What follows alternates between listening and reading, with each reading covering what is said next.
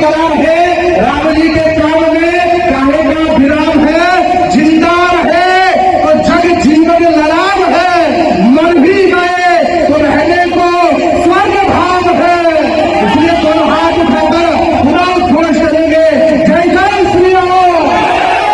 छोटे में जी राजा ने कहा था राम जी के हाथों में, अरे बोलो भूल गए क्या, वंशमान है कि नहीं है, सब छोड़ दिया, शास्त्र नहीं छोड़ा, शस्त्र नहीं छोड़ा, तुम्हारे घर से शास्त्र गायब, तुम्हारे घर से शस्त्र गायब। इस बार रामनवमी का प्रथम संकल्प छतरपुर की धरती से होना चाहिए।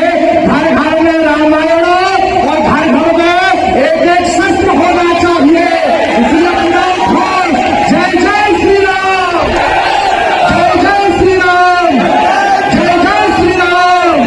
भारत माता की, हिंदू राष्ट्र की, हिंदू संस्कृति की, नमः पार्वती पतये हर हर। जय हिंद।